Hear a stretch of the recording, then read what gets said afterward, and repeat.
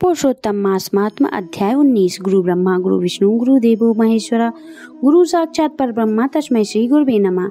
श्री सूत जी बोले, हे तपस्वियों, इस प्रकार कहते हुए श्री नारायण को मुनि श्रेष्ठ नारद मुनि ने मधुर वचनों से प्रसन्न करके कहा, हे ब्राह्मण तपोनिधे सुखदेव। ब्राह्मण को प्रसन्न विष्णु भगवान ने क्या उत्तर दिया, सो तपोनिधे कहिए।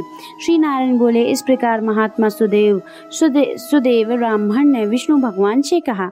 भक्त वत्सल विष्णु भगवान ने वचनों द्वारा सुदेव शर्मा को प्रसन्न करके कहा। हरि भगवान बोले, हे द्विराज, जो तुमने किया उसको दूसरा नहीं करेगा। जिससे हम प्रसन्न हुए उसको आप नहीं जानते हैं। यह हमारा प्रिय पुरुषोत्तम मास गया है। स्त्री के सहित शोक में मग्न तुमने उस पुरुषोत्तम मास की सेवा हुई। हे तपोनिधे, उस पुरुषोत्तम मास में जो एक भी उपवास करता है, हे दुर्योत्तम, वह मनुष्य अत्यंत पापों को भस्म कर विमान में वैकुंठ लोक को जाता है। सो तुमको 1 महीना बिना भोजन किए बीत गया और असमय में मेघ के आने से प्रतिदिन प्रातः मध्याह्न साय तीनों कालों में स्नान भी अनायास ही हो गया। हे तपोवन, तुमको 1 महीना तक मेघ में जल में स्नान मिला और उतने ही अखंडित उपवास भी हो गए।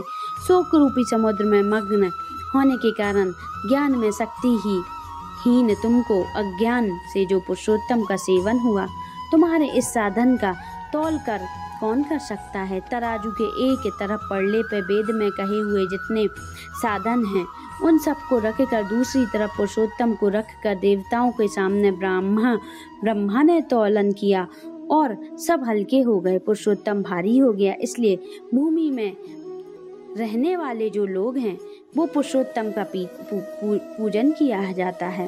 हे तपोधन, यद्यपि पुरुषोत्तम मास सर्वत्र है, फिर भी इस पृथ्वी लोक में पूजन करने से फल देने वाला कहा है। इससे हे वत्स, इस समय आप इस तरह से धन्य हैं क्योंकि आपके इस पुरुषोत्तम मास में उग्र और परम दारूण तप को किया है।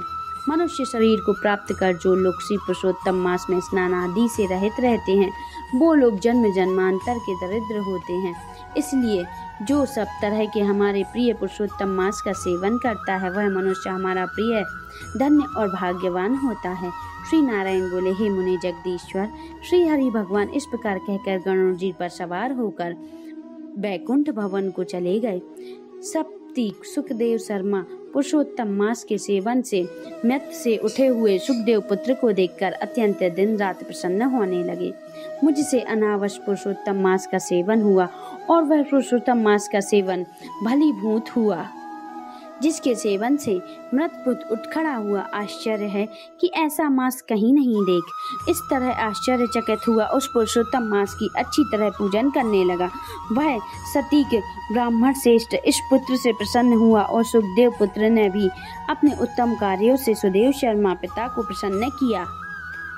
सुदेव शर्मा ने पुरुषोत्तम मास की प्रशंसा की तथा आदर के साथ भगवान विष्णु की पूजा की और कर्म मार्ग में होने वाले फलों की इच्छा का त्याग कर भक्ति मार्ग में ही प्रवेश रखा। श्रेष्ठ पुरुषोत्तम मास के समस्त दुखों का नाश करने वाला जानकर उस मास में आने वाले स्त्री के साथ जप हवन आदि से श्री हरि भगवान का सेवन करने लगे। वह 37 के श्रेष्ठ ब्राह्मण निरंतर 1000 वर्ष संसार में समस्त विषयों का उपयोग कर भगवान विष्णु के उत्तम लोक को प्राप्त हुए, जो योगियों को भी दुष्पर्याय है। फिर यज्ञ करने वालों को कहाँ से प्राप्त हो सकता है, जहाँ जाकर भगवान विष्णु के सन्निकट वास करते हुए शोक भी भारी नहीं होते। वहाँ पर होने वाले सुखों को भोग कर गौतमी तथा सुदेव शर्मा दोनों स्त्री पुरुष इस पृथ्वी पर आए।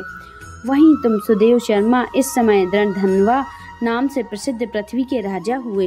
पुरुषोत्तम नाम के सेवन से समस्त रिद्धियों सिद्धियों को भोगता हुआ हे राजन, यह आपकी पूर्व जन्म की पति देवता गौतमी ही पटरानी है।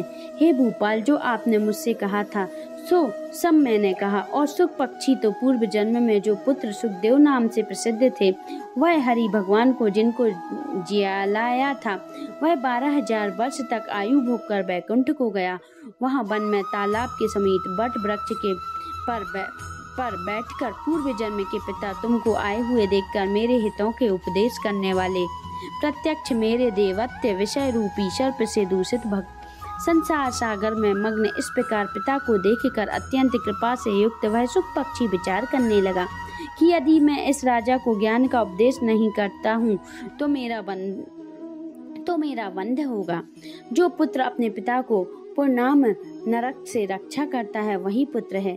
आज मेरा यह श्रुति में अर्थ का ज्ञान भी वृथा हो जाएगा, इसलिए अपने पूर्व जन्म के पिता का उपकार करूंगा। हे राजेंद्र धनवा, इस तरह निश्चित करके शुक पक्षी का वचन बोला।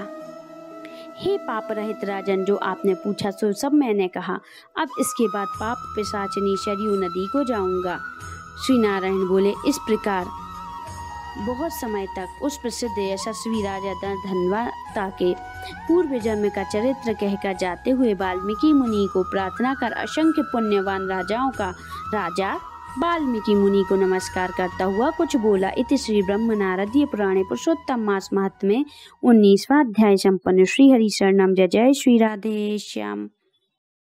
अगर आपने अभी तक हमारे चैनल को सब्सक्राइब नहीं किया है तो जल्दी से आप सब्सक्राइब कर लें, जिससे आने वाले वीडियो आपको जल्दी मिलते जाएं, और नोटिफिकेशन बेल आइकन को प्रेस करें जिससे आपको हमारे वीडियो का नोटिफिकेशन मिलता रहे, और लाइक और कमेंट करना ना भूलें। आप सभी को नमस्कार।